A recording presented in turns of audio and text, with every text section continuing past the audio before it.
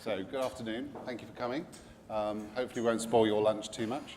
What we want to talk to you about today, and for you to talk about to each other, is around the reality of being digital.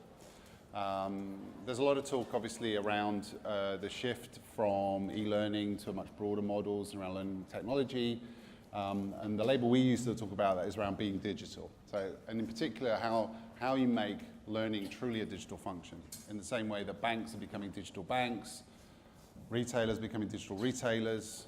How do you really have digital learning? Not as a superficial add-on, but actually as a fundamental shift. So that's what we're going to focus on today.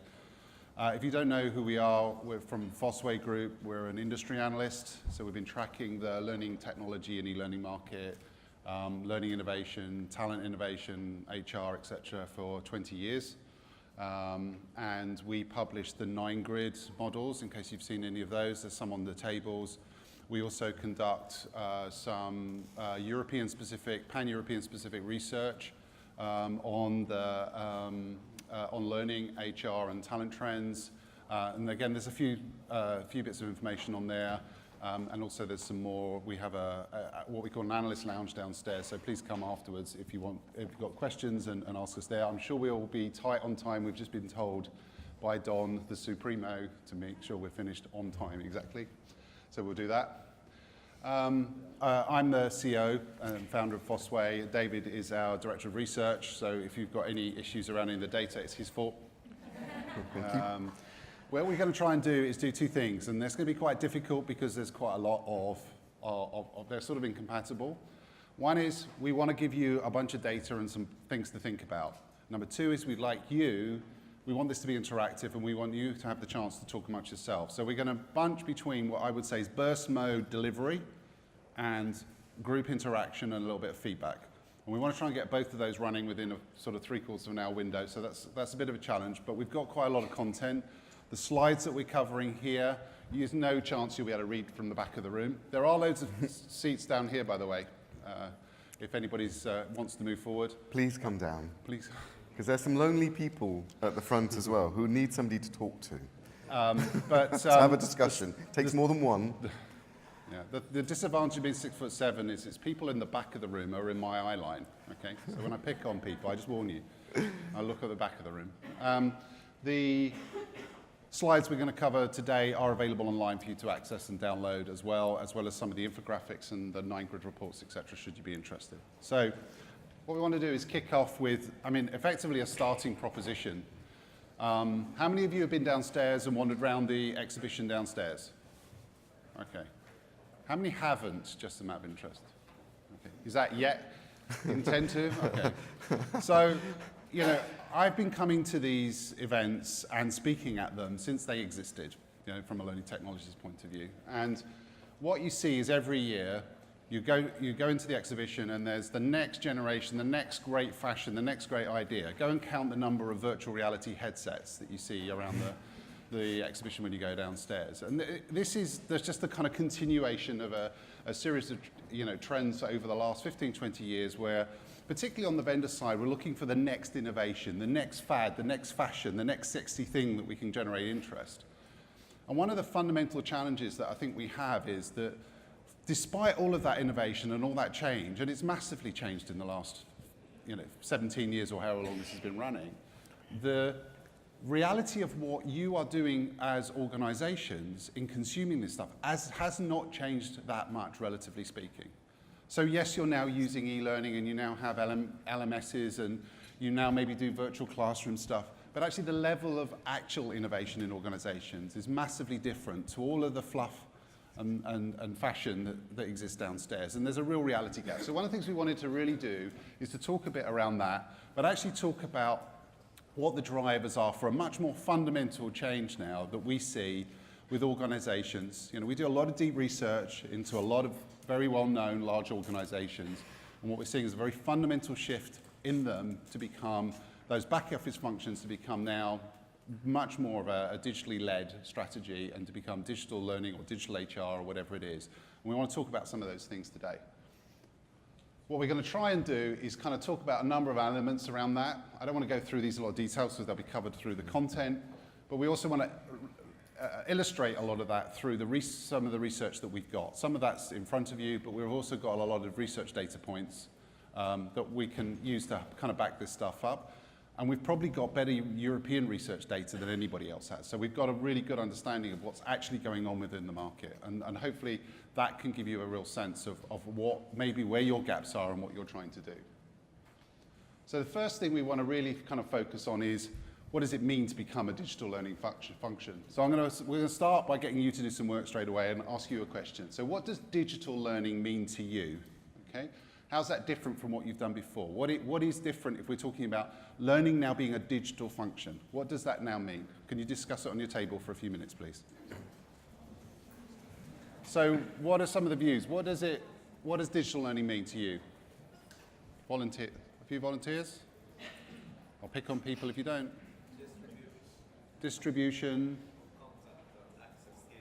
Okay, so rethinking the way that anybody accesses, delivers, everything to do with the way people get content. Okay, yeah. Laurent? Again? For me, it's really the way you interact with the content. It's not the content anymore, it's not a question of tools.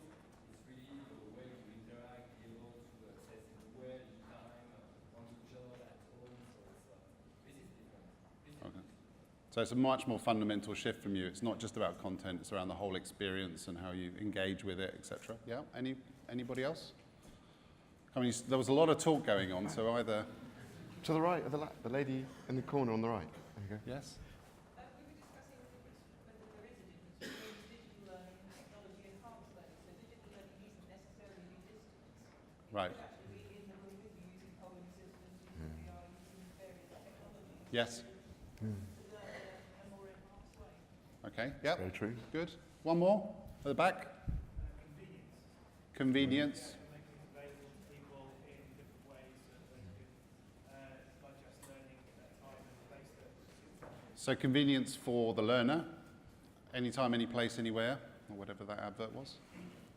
Okay, it's fine. So, David? So I think one of the things that we recognize around learning overall is its increasing complexity. And actually the range and sophistication and breadth of solutions that you can try to look for need to fill more and more contexts. And what's interesting here, what we try to draw out here, is our view of a learning ecosystem. Because actually you can't have one system. You need a series of interconnecting solutions. And it's not just about technical solutions, it's interconnected thinking, which cover formal learning, that's the orange bit over here. And you can even break that down into lots of different segments, from face-to-face training to classic e-learning delivery to labs. You can create a whole world of formal learning. You've got workplace learning, so all the things that are related to peer-to-peer feedback, just-in-time support, search. These are things that people are starting to look for in their learning life, because it's things that they want to touch. And they're probably sometimes the most valuable because they're based in the workplace. And then you have a whole layer of collaboration. So things that are linked to personal exchange. So that could be communities of practice, communities of expertise, thinking about how we are getting better at doing something. Often really linked very closely to continuous improvement. Now, trying to find solution systems around that is what we're typically trying to fill in. And it's immense. So, and then added to that, we've got the combination of what you might call tactical learning, which is always performance-based. It's about the organizational survival here and now. Typically, you've got maybe 6 to 8 weeks to deliver something because it's a new product, it's a new system, it's a new starter, it's something that needs to happen now.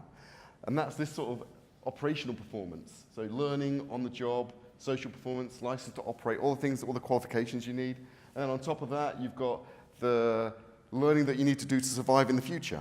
So it's things that you need to have taught or educated yourselves around to compete in a new market where the skills aren't defined and the materials are new. And these are the environments that you're effectively operating in. And this adds to the complexity and makes things even more challenging from a digital world. And actually also, it's not just about training our internal people, it's also about reaching out to a wider audience across our extended enterprise, because sometimes it's our partners who are delivering because we've got more of a contingent workforce. Sometimes we just want to educate the customer. And this is some really sort of big changes. And also beyond that, you've also got all the things that happen in your organization. So how many organizations are centralizing at the moment? There's a few. How many of you are decentralizing at the moment? Okay. So for you to have been in one place and now moving to another means there's constant flux and change. And you've also got to try and organize your learning around that. So we do not envy you in terms of what you're doing. I think what's interesting is, across all these things, trying to put your arms around all the technologies that you can reach and change all of the fundamental human behaviors, which means people expect to exchange rather than be told, is an immense change. It's a cultural change, it's a cultural shift. So just maybe as a quick straw poll, where do you think you are in your digital learning journey? Is it not started? So has anybody not really started their digital learning journey? You feel as though you're already making that step? I need a bit of feedback. A nod or a nod. Just being at a learning technology conference doesn't count, by the way. Okay. So just starting? Okay, so it's exploring, finding our way in this digital journey. Well underway. Okay, so all those people who are just starting, look around quickly before they put their hands down, too late. These are some of the people you need to talk to. And for those who don't know where they are, yeah? Okay, that's all right. We're coming to help you out of the building a bit later, so you might be lost. But I think it's interesting because everybody's on a different stage of their journey, and actually it's about the sense of the community that surrounds you, which is going to support you in making good decisions. We find lots of different instances where organizations have deployed the same solution and not necessarily had the same measures of success. And it's important for you to know those stories and explore what real digital learning is. And there's some great expertise already in the room. I think there's another option as well, which is, it's the just starting again. Right? How many of you are just starting again? Because you were just starting before, but actually you realized you were going the wrong way. Yeah? And that's one of the challenges we see with a lot of, especially larger organizations, is they're starting the journey and then they're restarting the journey and then they're restarting it again. And one of the challenges, and each time it gets more complex, there's more types of learning they're trying to do, more organizational change they're trying to do. There's no perfect end state. Yeah? That's one of the things, it's about rethinking this to be flexible to whatever the future it kind of brings. Okay, so one of the key questions, we pulled this out in our survey as well, as we want to get you to talk about, is what are the key drivers for digital learning in your organizations? So you're going on this journey, why? Who cares? Discuss. What we'd like you to talk about is, why are you changing? Why are you changing from what you're doing and now becoming more focused on digital learning? David, I don't know if you want to add to that. Yeah, no, please discuss that for a few minutes. Thank you. So we'll give you about 2 or 3 minutes again and see what comes out. Okay. So what are the drivers for digital learning in your organization? Volunteers? Save money. Save okay. money.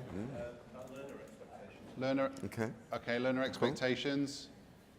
Company growing, so more people need to be included in the information. Okay, expansion, Yeah. scalability. Yeah, any more? Faster, efficient, speed. Okay. So what I'm going to refer to now is some research that we've been doing for a couple of years with learning technologies, and we've got some data points for you. There's one of these sat on most of the tables, or a few of these. This is just a very high-level view, right? So because you can't put all of it on there. If you were in the opening general session yesterday, Don put an infographic up on the screen with some of that research. There's some more of it downstairs in the analyst lounge if you want to do it. But the main thing is go to the website, and then you will be able to get access not just to the slides, but also to the infographic that goes alongside that, and including that image if you want it. But also register, and because we will send the reports that come from this to everybody. So far, this data cut that we're talking about here had 1,060 responses. Okay, this year we had 1,000 last year in total. We're already over now, because the research is still open, we're already over 1,200, I think. So by all means, if you haven't been involved in it, come in and put your views as well, because what we want to do is to create the most authoritative data set we can around what's the real state of play in terms of these transitions, what's driving them, what's their experience, and what is their customer experience around, who are they using to help them to do it, and what they think of them. So that's part of our role as an analyst. You can't easily read dark blue or whatever it is on orange, but so in terms of the drivers, so based on the research, 87% increasing learning availability. So I think you'll find some of this maps into your kind of points you put. Agility and speed of learning, 84%, second highest. Okay. Learner engagement. Nobody mentioned learner engagement. Is that relevant to any of you? So that's obviously a key thing. Cost efficiency of learning delivery. So not a bad set of ad hoc answers that we got. Increasing flexibility, that's the next highest one. So those are the top 5. Actually, in terms of the lower, so these are rated now, only 16% of people said reducing headcount, okay, as a driver for digital learning, which is kind of an interesting one. Extended enterprise, digital transformation. So some of those are there, but they're much lower. So the key things around reach, agility, speed, engagement, and cost delivery, those kinds of things. So pretty much aligned with what you're talking about. What are the measures of success? Increased employee capability. Do they know more and can they do more than they did before? Okay? We can talk as much as we want about the efficiency of delivery. It's irrelevant if nobody bloody learns anything. Yeah? And this is one of the frustrations I've had a lot around return on investment, around e-learning and business cases around that in the past is, the question is, do they do it better after? Right? Because if they don't, we got an infinite ROI from not doing it at all. So let's have a kind of thing. So impact and what are people able to do? Learner engagement is a really, really important criteria for people as part of this. Become a very explicit goal and also issue for people. And there's a reason for that. Because a lot of the e-learning stuff you've put out in the past in organizations is dull and boring, okay? It might be fit for purpose, for compliance purposes, but it's really, really unengaging, and that's tarred the technology brush for a lot of people in organizations, for a lot of learners. So learner engagements become learner satisfaction, employee engagement, again, that comes through from our HR research as really, really critical things. But regulatory compliance is still important there. How many of you have regulatory compliance drivers that shape part of your learning activity? Right? So, somebody described to me once that if they added up all of their what they called non-discretionary learning, in other words, mandatory stuff, it actually eclipsed their entire learning budget by at least 30% extra. 130% of their learning budget was just on non-discretionary. So, I mean, that's a big drive for a lot of organizations. Fundamentally hasn't got away. Whether we do it by video, we do it by whatever it is, it doesn't matter. I still need to know those people are certified to do that job, or we can prove that. That driver is still there. What are the changes? There's fundamentally a big flip. And what we talked about, when you talk about digital banking, digital retail, okay, you understand some of those things because you see kind of how it operates in the market. It's not just about a kind of a clicks and mortar strategy for things. It's not about just adding a website and accessing some content through a website.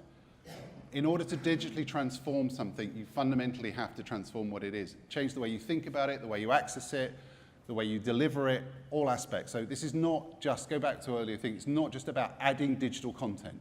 It's about digital everything. Okay? And therefore, obviously, the data run behind that becomes really important. So you're moving away from back-end processes and admin towards access everywhere, the engagement and the experience. User interface and the user experience becomes critical on it.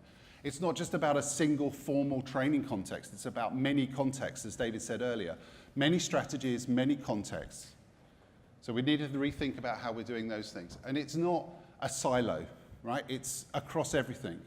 Actually, it's not a silo within HR, if that's where your learning function is. It's about not being a silo within work. The most important point of integration between learning is not with learning and talent or learning and HR, it's learning and work. And we need to think about how those things all come together. So there's a really big shift from that kind of historical, typically admin, functional-centric view towards a much more transformational front-end view of what it's about, and then delivering that in a easy to access, easy to consume, easy to prove way. So next question. How well does your learning strategy sorry, David wrote these slides, so I smiled when I read it again. How well does your learning strategy energize learning? Yeah.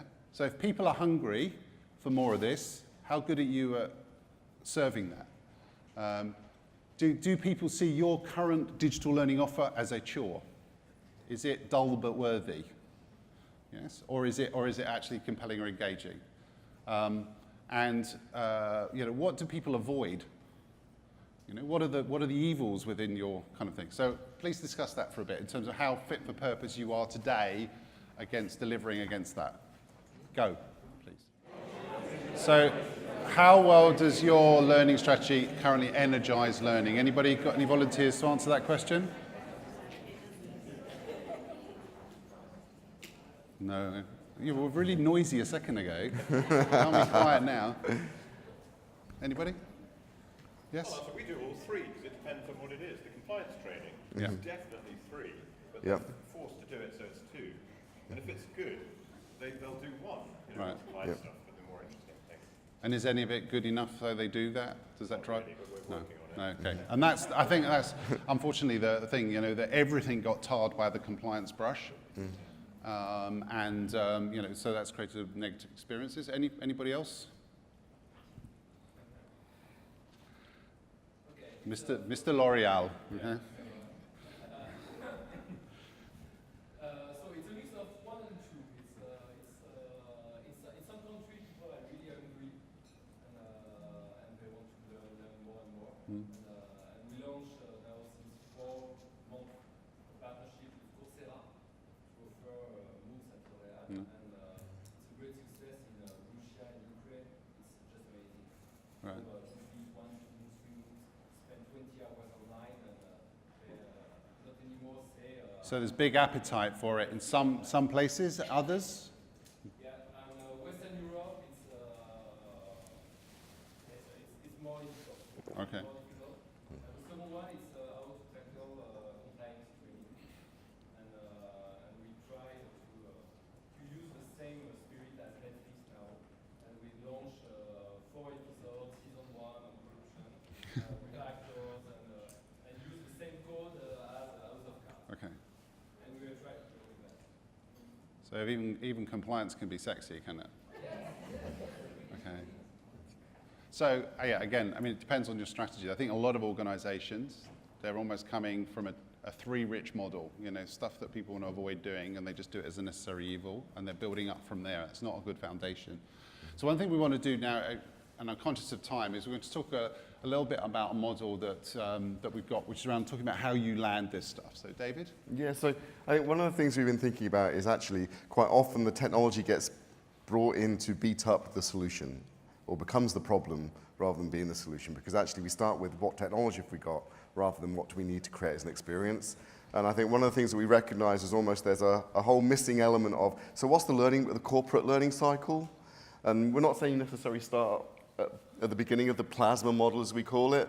You can start anywhere, but you're just trying to think, how can I energize the learning cycle? How can I encourage people to come back and do more? And actually think about, so working through from planning, so what do I need to know to understand to be able to do what I need to do? Learn, so we know what learning is, but actually moving on to applying our learning in the workplace and getting feedback about how successful we're being in that area. Think about how we sustain that expertise on an ongoing basis, so maintain our competence, all the way through to then measuring and analyzing to feed the next plan.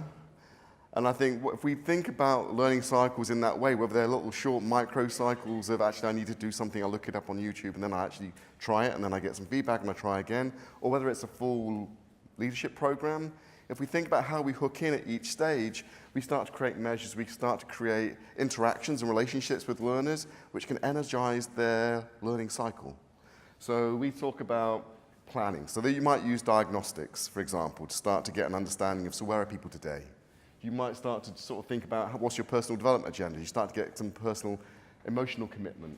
You provide some individual focus. You think about learn. We know about multimodal, multi-channel learning, so that's not necessarily something new, but that's where we focus usually most of our efforts in providing the resources without actually understanding what they needed to do and how much they needed to be able to do it. With apply, this is probably where the rubber hits the road, so to speak. So that's where we're thinking, when you take the learning out of the classroom and have a go in real life situation. So how do I know if I'm actually applying, like David said, and getting some real business change, some real business results? It's easy. If we bother to plug things in, we can get feedback from our customers, we can get feedback from our manager, we can get feedback from our peers, and plug that in and measure that against the initial benchmark. We are already seeing improvement or areas that we need to improve. But these are the sorts of things. I don't know if anybody's got a fitness app that they use. Yeah? When I've got one that I use about cycling, I go out cycling every other week or so. If somebody beats one of my tracks, I'm motivated to cycle faster, right? But we don't seem to bring that psychology into our learning, and it's a great opportunity for us to do that, I think, if we start to use this sort of cycle. But without sort of dwelling too far, just sustaining learning once you've learned something new, keep on applying it, because often we fail and we give up, or critical situations happen and we have to refocus. So actually sustaining things, measuring, analyzing, there's so many different elements that we can plug the technology into to energize our learning rather than thinking, I've got an LMS, how can I kill a training program with it? There we go. Interestingly enough, the underlying thing within that model, particularly the acquire, practice, do stuff that's the core of it in some ways, we developed 13 years ago to do with blended learning. What's interesting is just looking at from the research around that is a lot of that becomes actually much more relevant now from what is effectively digitally led blended approaches with multiple different paradigms, pieces happening at different time, but trying to put that together to actually end up with an effective outcome, you know, where people are more engaged and they get more from it and they come back and have more. But some of those other pieces, rather than it just being, let's just access a piece of content, therefore we've now got a digital learning strategy. It needs to be multidimensional. Yeah. And I think what's really interesting to me is, if you look at the learning solutions that you can buy in learning technologies, they very rarely touch many of those segments. You might get one or two, but ultimately you want them to touch every segment because actually that's what powers people to continue to learn. So the plasma model stuff is available from a website. There's some papers that talk about it. By all means, have a look and think about that. Again, how that ties back to your digital strategy or your learning or learning technology strategy. Just again, bringing back to some of the research data. Where are companies at the moment? So I thought can't get away with not telling you about some of the sort of the outcomes in terms of where companies are. So what we've tried to do is segment from a both content and platforms point of view. Where are people? Are in terms of how much of them that they've used. So, if we look from a content point of view, we've got established, mainstream, niche, emerging, and then the sort of specialist or exploring areas. And we've got this kind of a third split roughly in terms of that. So things like bespoke content, video, blended learning, mobile. We're seeing a lot of people have started to use that. Okay, now how extensively is another matter. Okay, but mobile being a really good example of that. Where are they, what's emerging? So user-generated content, gamification, a lot of talk around it, but it's still very far from being mainstream. Performance support, again, seems to come in and out of favor a little bit. What is specialist or exploring? Okay, you wouldn't realize it, but all those virtual reality sets, that's not mainstream learning. Okay, guys, that's the exploring areas. Serious games, again, there's some interesting data, and we'll talk about in a second. Serious games, again, that's a thing that's been talked about within the market as a kind of directional travel, but actually it's still very minority in terms of where it is, in terms of who's using it. Augmented reality and MOOCs have got a very schizophrenic set of answers in this. From a platform's point of view, what are the two main ones? LMS, authoring tools, pull tools, the top of the list. Mobile and virtual classroom, okay, is becoming, is emerging strongly. Social learning, people are building in it. MOOCs still fairly minority in terms of where we are today. I'm going to think. One of the things, actually I'll flick over, that's too much. So one of the things we try and do as well is we do a lot of independent vendor assessments. So you see on your table some of these 9 grids. So the 9 grid is kind of like the very top level, the tip of the iceberg of a very, very long and complex process. A lot of the view that we have of vendor and supply options is based around customer and corporate feedback. And then on top of that, we do a whole bunch of obviously survey-driven and then independent vendor assessment and so on. One of the things that's really interesting out of that is actually seeing the different capability sets of vendors through different parts of it. So this is a profile that we now have for what goes into that digital learning one. And this is an example where you can see different solution providers and where they score on those different areas. So each one of those things, so the custom content, off-the-shelf platforms, each one of those consists of a whole bunch of functional areas. There's hundreds of lines to the thing that we assess it against. But you can see the level of variance. You know, I mean, digital learning content, if you look at the, in terms of this, I mean, what's some there with majority, which are very, very bespoke focused historically, but some that aren't hardly at all. Again, similarly off the shelf, not as anywhere nearly as universally established, but massive variation between the different suppliers in terms of who can do what. So, you know, you can see, it just gives you a sense that within you look at those vendors, you're not looking at, apples and oranges even. You know, you're looking at different kinds of, fundamentally different kinds of things. And the way in which you rate, so the people responding to this, the quality of those things is highly variable. So you can see, you know, from a bespoke learning content, however much we want to kind of maybe go on about the fact that some of that was dull but worthy or whatever it is, in reality it scores pretty well. So the first two lines means it's very good or good. So if you want to take up to about 75% or something like that rating on bespoke learning content, gamification is about 27%. Okay? Or more importantly, if you want to look at orange and red, that's 37%. More people say it's poor than say it's good. So there's big variations around the quality and the satisfaction levels around the solutions that are available. And then again, on the systems side, I said, for example, earlier, MOOCs are very schizophrenic. You know, there's about less than 10% rating it as good, but then there's 20-odd% rating it as bad or poor. So you've got big variations. Again, LMS consistently has poor. Has a mixed to poor user experience around it. But interestingly enough, in the research data, 96% of organizations or people that filled it in, so they were either maintaining or increasing their use of LMS. 96%. Less than 1% talked about stopping it. So for all of we are, transforming learning, we're moving to all these different channels. Fundamentally, the drivers around the thing under the LMS is still there that actually makes it necessary. Now, whether it's a great experience, how you deal with that, how you transform that is another matter, but actually it's a fundamentally important thing. And just to give you a sense of the kind of the paradox, so again, we've picked out a couple of things. What is when you look at the digital learning providers, how often do they exceed expectations?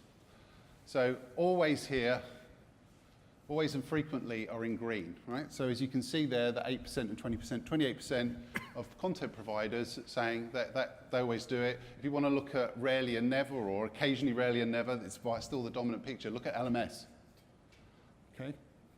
So we're a long way from where we need to be in terms of the effective delivery and having the solutions in place. And I think sometimes we're unduly wagged by the solutions. We're so busy trying to put the solutions in, we kind of lose sight of what the end goal is. But there's a lot of really interesting data points, and please suggest you kind of look at the details. Because we're now of the respondent levels, we can now start to look at that also actually by provider and other things as well. Just to kind of close, as I said, you've got some copies of these on there. What we try and do is pull those together and present to you. This is aimed at typically European headquartered companies, corporates, mid and large corporates. Many of those are multinationals. We're trying to judge, we don't linearly score. We band all people into higher, medium, and low, performance, potential, cost of ownership. The color in here is really important.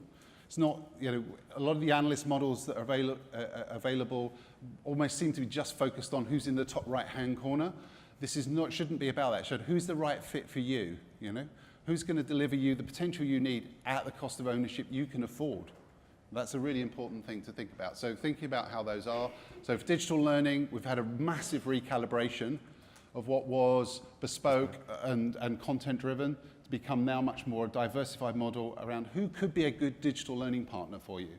So again, maybe think about some of the bits behind that. And if you're interested in the learning system side, we've now also changed that so that it focuses on not just the traditional LMS, but also the next-gen learning systems that you're starting to see. Again, there's a bunch of them downstairs.